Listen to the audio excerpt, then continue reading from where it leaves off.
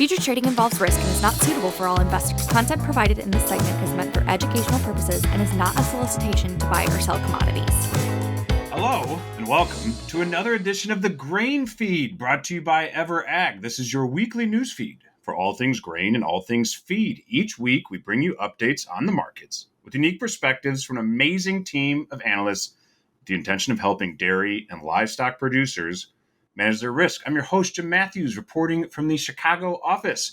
Reporting from the home office in DFW, Director of Feed Procurement, Mr. Jake Kingsley, and returning to the Grain Feed, Grain Marketing Advisor, Kristin Stien. Team, how are we today? We're doing good, Jimbo. Pretty good here, too. Excellent. Jake, I like your new background. I believe it was Patrick Mahomes.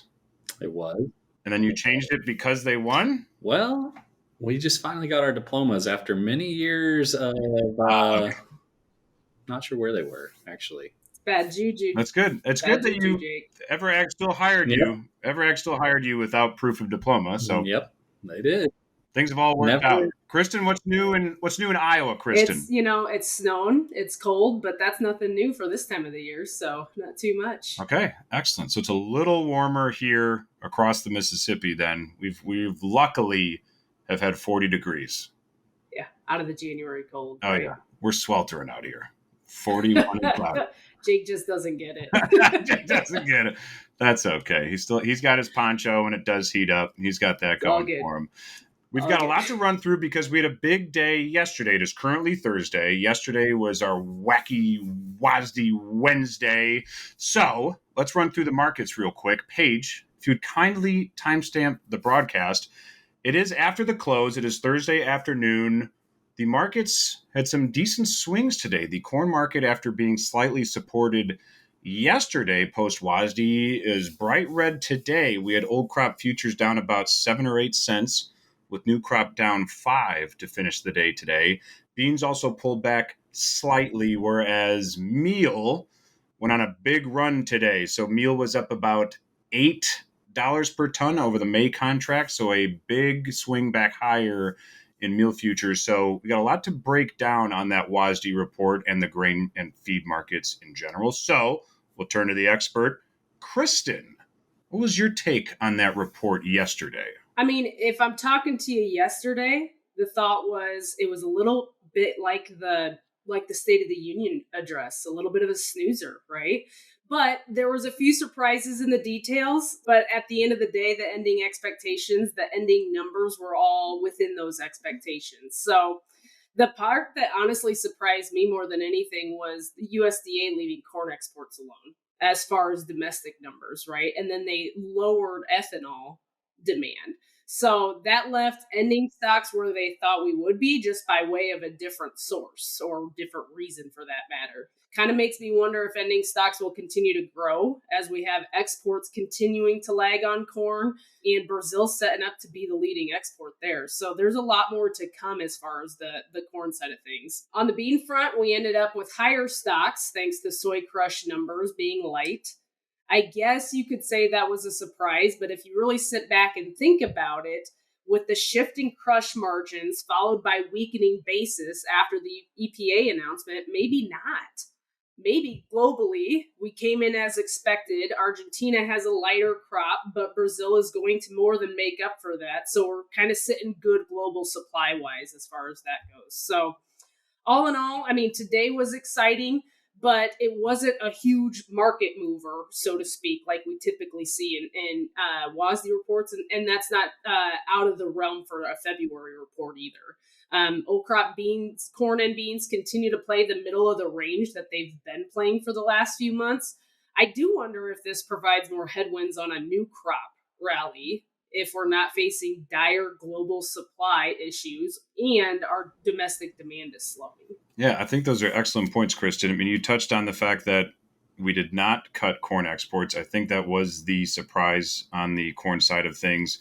Your notes on the crush side are appreciated as well, because the market has been greatly focusing on meal versus soybean oil, how it's going to impact the soybean market and crush market after that EPA draft proposal was released. after Thanksgiving. So that's been the talk of the town on the soy complex for sure, aside from, of course, Argentine production cuts, which you noted as well. So it'll be a really interesting move forward here. And again, today, it felt like a big move, 7 cents in corn, but yeah, in the grand scheme of things, I don't think it alters anyone's projections going forward here. Still very much range bound, as you noted. So it'll be an interesting next, Kristin, 4 to 6 weeks. I mean, we're talking in the second week of February here. We'll have planning intentions released at the end of March. Any thoughts on how the grain producer who you work with, did yesterday's report change their minds at all? Or is it many of their minds are made up? What's the take on that side of the market? I don't think that the report yesterday necessarily switches it. All eyes right now are sitting on that crop insurance price being established for the spring, right? And what does that ratio look like right now? Well, right now it's favoring corn, in my opinion, especially if you have if I can do a 200 bushel APH and a 55 on beans, then more than likely, I think we see a switch to heavier on corn. Personally, I think we're going to hit that 179 million acre number. The only time we've been higher than that in the last 10 years is twice. So I think we're going to be heavy corn and beans. Maybe we come in that 92 type number on corn, 87 on beans, all up for grabs here in the next 4 to 6 weeks, like you said. But that ratio continues to pan out that way. Definitely. And I think the fact that we're seeing December corn futures are now traded down to $5.90 today. They'd been hovering near $6, so you could call this a slight pullback, but not a true breakaway from that $6 mark yet. So we will be watching that very closely. Let's turn it to Jake to hit the feed commentary that we're all hungry for. Jake, what's the story in the feed markets today?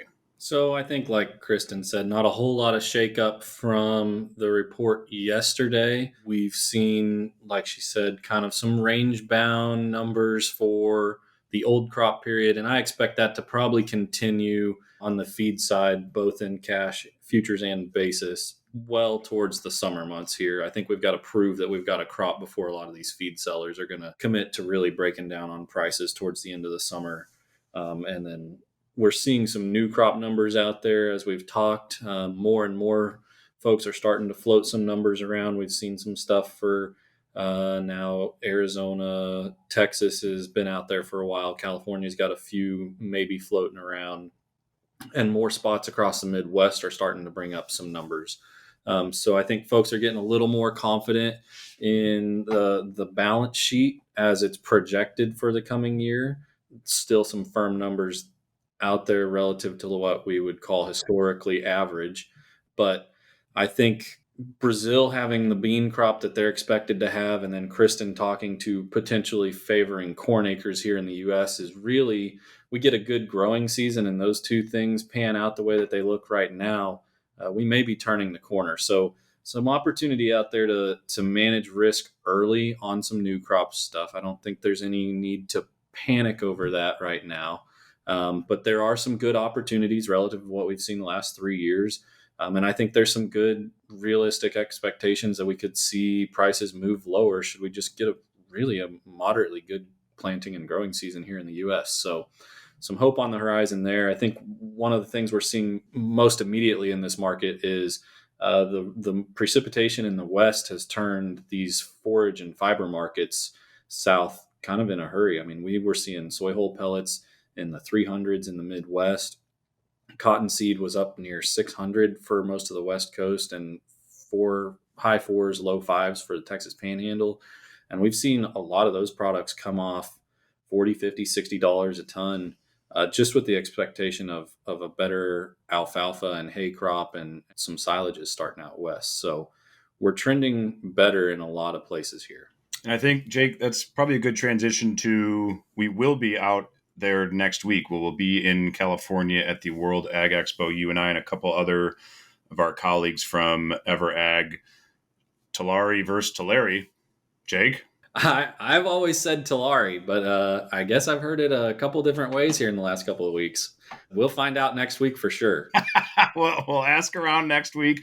We'll also be asking about local feed markets, of course, and asking folks from the various ranges of the state of California to see just how those rains impacted just day-to-day operations on the dairy, for one, because we know that had a substantial impact for a lot of folks. But as you said, Jake, how does it affect the forage markets then out there as well? So that'll be very interesting. Jake, last week we did bold predictions. We borrowed that from Kathleen and Phil. So we did bold predictions last week. I believe you called for Argentina's corn number to be lowered 2 million metric tons. You were in the right direction, right? The USDA went a bit further than that, and you called Brazil beans up slightly. I believe you said 0.7 million metric tons. Left beans unchanged, but no cut there. So I think overall you were on the right track. I said that the USDA would not touch U.S. exports. I didn't get a congratulations from you or like a nice job. Well done. I apologize. Thank you, Jake. Thank you very much.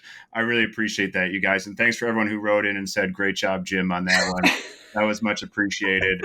No one did that. So Jimbo, this week's round, you wrote into yourself, didn't you, Jim? Yeah, I made up an email address and sent it in. This week's round, let's do bold predictions here with you guys. Let's focus on May corn and May beans.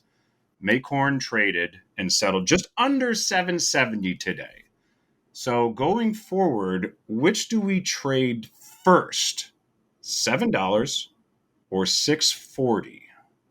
We traded 770 or 670, Jim? Excuse me, 670. We traded 670 on May corn. Whew, that market was I know, right? It really did go crazy after a while. We traded 670 today. What do we trade first going forward? $7 or $6.40?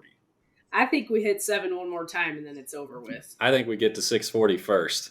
640. Okay, very nice. Kristin, I think I like where your head's at. I think we do make another run up to $7 here before all things are said and done. Let's look at May beans. Let's make sure I know what I'm talking about pricing wise. May beans settled just over $15.10 a bushel today. So which do we trade first? $15.60 or $14.60? Ooh, that's a bigger range. Yeah. I'm going to let Jake go on this one first, and then I'll just do the opposite. I think I'm going to go lower as well. We'll call it $14.60 as well. I kind of have to side with him on the bean side. I'm not friendly beans from that standpoint. Okay.